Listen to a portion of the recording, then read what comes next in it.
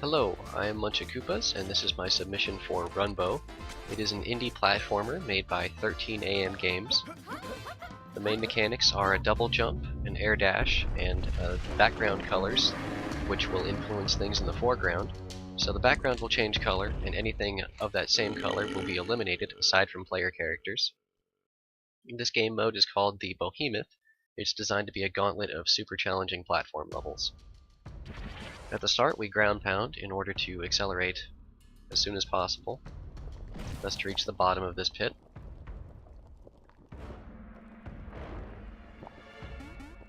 In the very first level with actual platforming, we immediately see the color change mechanic. For a while there will only be two colors, the red and the white, but in other modes there are a plethora of more color options. You also may notice I'm playing as Shovel Knight. There are quite a bit of indie game characters in this game, and a good donation incentive would be, I guess, picking one from a handful of characters. Some of the other characters include Juan and Tostada from Guacamelee, as well as Commander Video from the Bit Trip series. A lot of the levels that feature platforming like this simply require you to memorize the pattern. The same can be said of a lot of 2D platformers, but this one especially, since 90% of these levels have the same thing in them every single time. There's no change in the color, like the rate at which the colors change or anything. I did slow down a bit there, but I finished the level safely.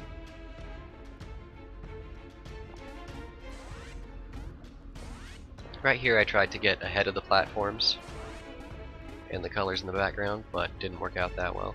It is possible though.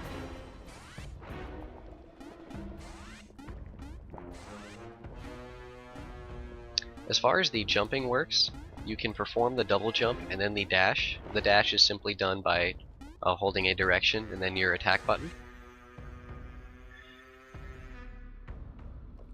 And as far as when you can jump and when you can dash, you can perform the double jump and then the dash, but you can't jump, dash, and then jump.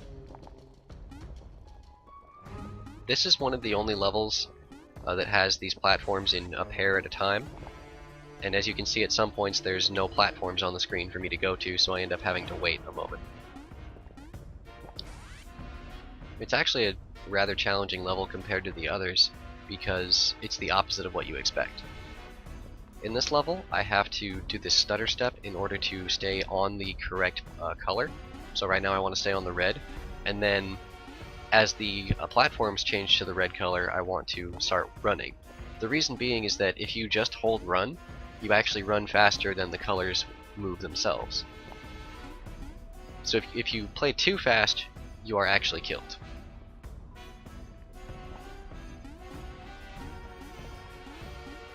This level's pretty simple. You just double jump and then pay attention to the color changes.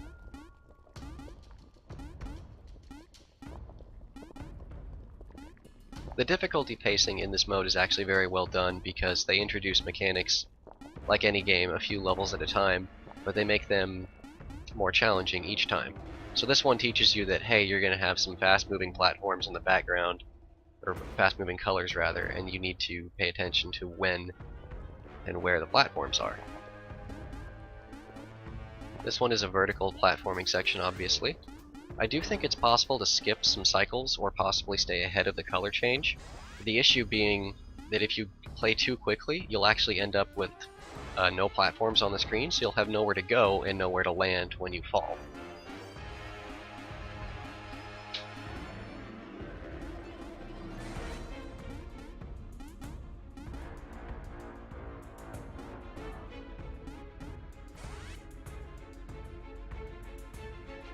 You can also only air dash once, and then you have to land to recover your double jump and your dash at that point.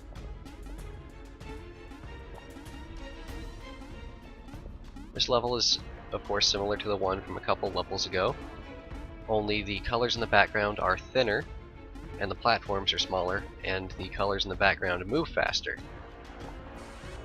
So I had to perform a save right there because I realized I got off cycle with my double jumps.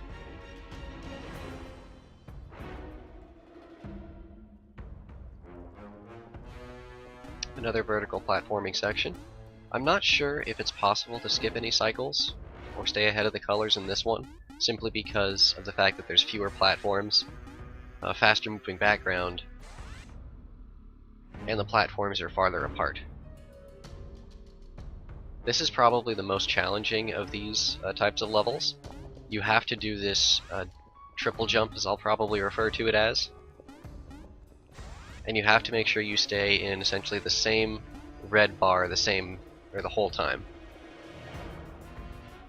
It's very easy to overshoot or undershoot the platforms. Now we finally get another color added to the mix with purple. We have these two waterfall sections that actually move at different speeds, and this one has this falling spike ball. I actually die during the second part a lot because I try to either go too fast right here, and I've missed that white platform.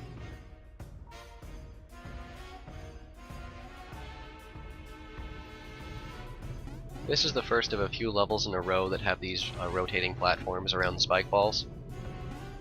They're pretty simple, and there's an easy pattern to use to get through them. You essentially land on these white platforms, then move to the red, and then proceed to the next white, jump back to the red, then jump to the next white platform. Repeat until you finish.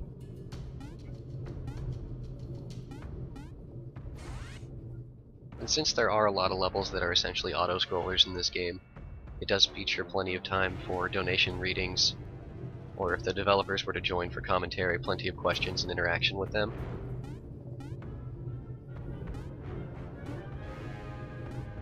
As far as the developer team themselves go, I know they're based out of Toronto, and they're a group of I think 9 people, and that's another reason why the multiplayer in this game is 9 players max, is because they were a 9-person studio.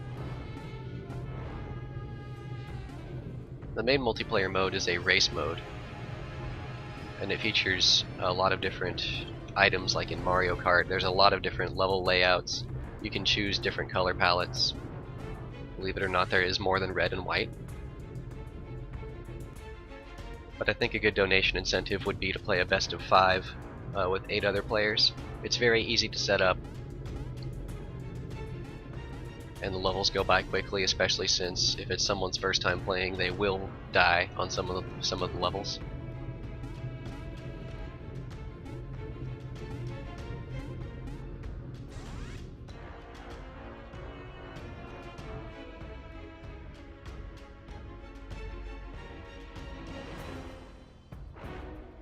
This level is super easy.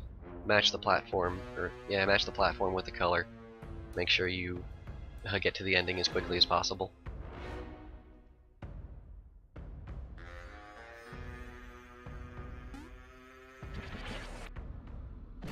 The next 2 levels will actually feature no real platforming, but will instead just take advantage of the color mechanic.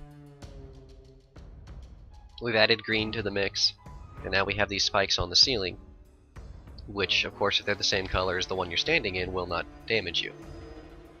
So this one is just a giant game of match the color. And it's the same cycle, same pattern every single time.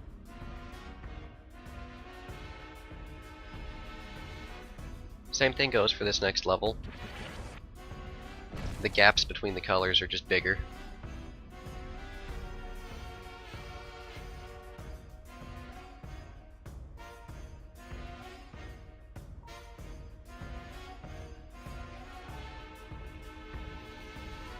Another good time for donation readings or something.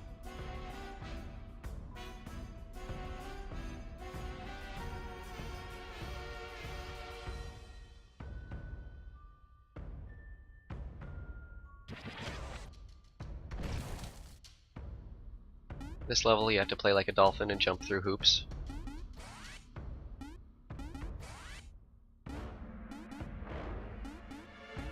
I actually did discover a glitch in this level once during a run. I landed on one of the small black platforms along the bottom, but I slid off of it, and so my character was standing on the regular ground, running in place to the right, but he wasn't actually moving anywhere. So then the next spike platform just killed me. That has since been fixed.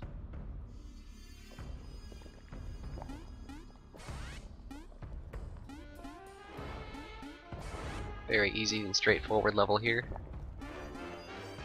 What's nice about this level, and actually the one after it, is that the color cycle, and pretty much no matter what in these levels, the color cycle will allow you a smooth path through the level. This one less so because obviously the platform height can play a factor. In this one I actually die, I think, right here, because I actually intended to land, I think where purple was going to be, to land on the black platform under it, and right here again. But instead, because red respawned as I was falling through it, it pushed me out of the way, and I didn't land where I wanted to. So instead I resort to this very safe triple jump pattern right here, to just kind of guarantee that I stay as high as possible on the screen, so that if I mess up I can hopefully fall to another color.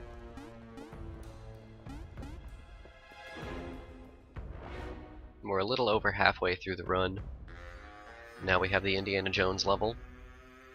This is the only level that I haven't figured out completely yet, because these color cycles do seem to change. Because sometimes I have to do triple jumps because I have to go through the topmost color of each of these walls, and sometimes I just get to use the bottom two.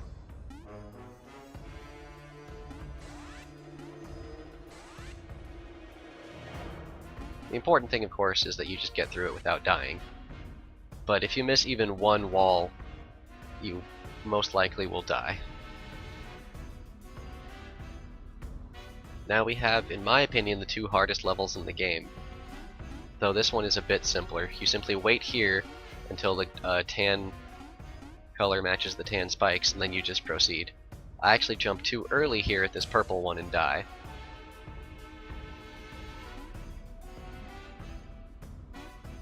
But in this level you'll notice that I have solid black platforms and spikes that will be eliminated. The next level will change it up a bit. And after every death there's a fun quip or jab at the player.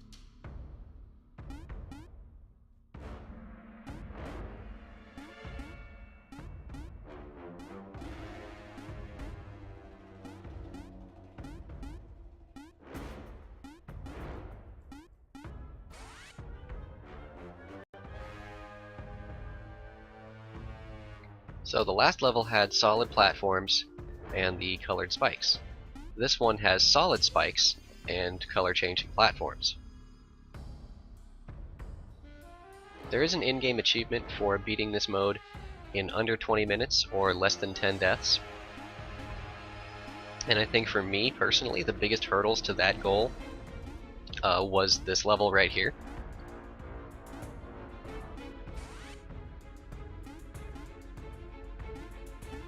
The nice thing though is that the color change pattern, like red to purple to green to white, it's always the same.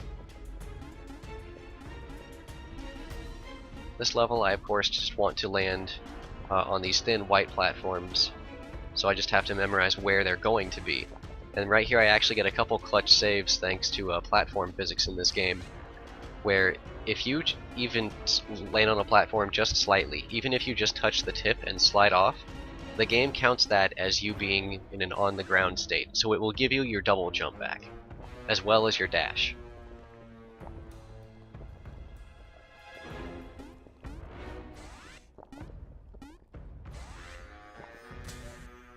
This level I do die, but it is fairly easy to get through.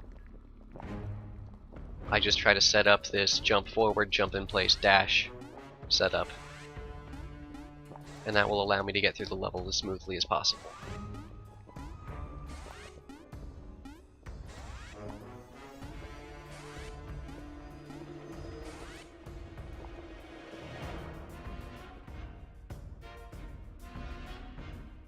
I really like this level and the one after it, because they really do play on the theme of being inside the belly of the beast, of this giant lizard called the Bowhemoth. And every level does that, but I think throughout a lot of the previous levels you forget that that's the theme, and then you get to this one and it shows you a spine. And it just kind of reminds me especially of, oh yeah, you're trying to escape from this giant monster.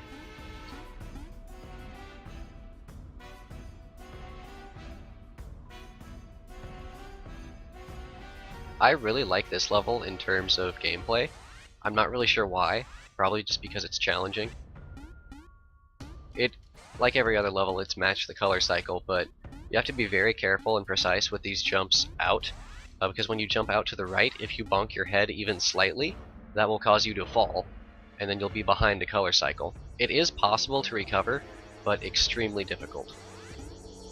And now for some reason this giant lizard has laser beams in its belly.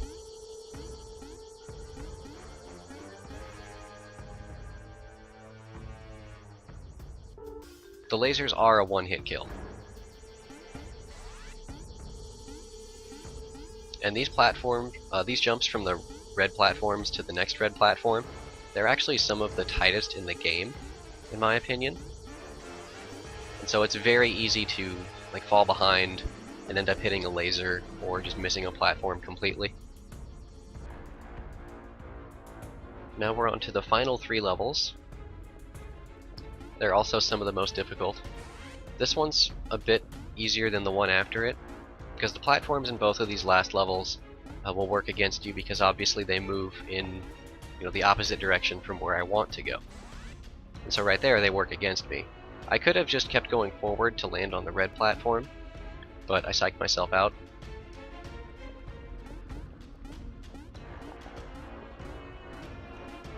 The color pattern in the background is always the same though. In the same order, I mean.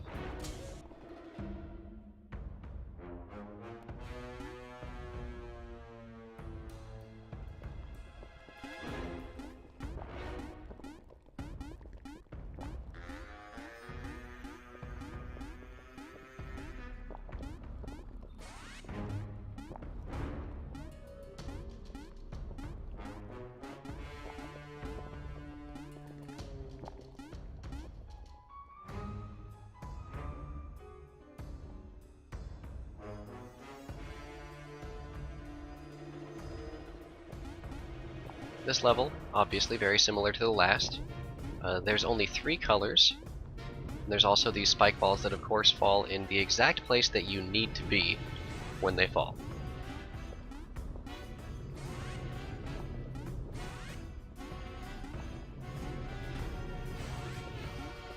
Ooh, some more clutch platform saves thanks to physics.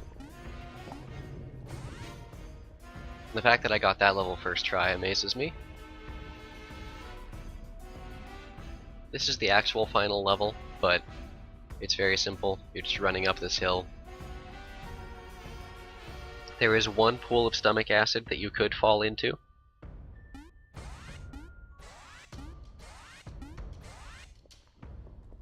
And that's it. And then the time ends when you grab the trophy, and I just use in-game time. My PB was a 17:21, and then I use this screen that comes up to give me my actual time, because it often adds a second. So I end up with, I believe, 17:09. So 12-second improvement. 9 deaths. The fastest time I've found is 15:46 with no deaths, but that can easily be improved. Now I'll show off some of the other characters in the game. So again, the donation incentives would be character choice or costume choice. There's a male and a female character with a bunch of different color options and costume options, and a ton of indie game characters. Another good donation incentive would be the multiplayer mode, which it would take probably about 5 minutes. But that is Runbow. Enjoy.